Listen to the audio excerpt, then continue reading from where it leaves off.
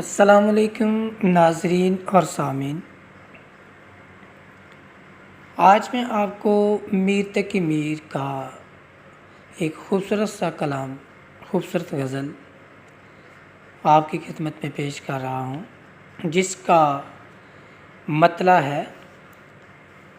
ہستی اپنی حباب کی سی ہے، ہستی اپنی حباب کی سی ہے،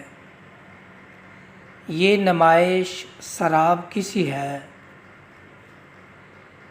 ناز کی اس کے لب کی کیا کہیے،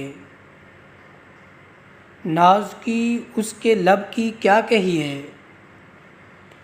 پنکھڑی ایک گلاب کی سی ہے،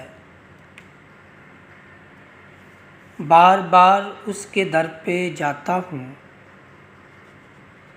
بار بار اس کے در پہ جاتا ہوں، حالت اب اضطراب کی سی ہے، میں جو بولا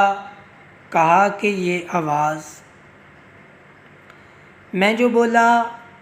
کہا کہ یہ آواز اسی خانہ خراب کی سی ہے۔ مقطع کا شعر: میر ان نیم باز آنکھوں میں، میر ان نیم باز آنکھوں میں، ساری مستی شراب کی سی ہے، ہستی اپنی حباب کی سی ہے،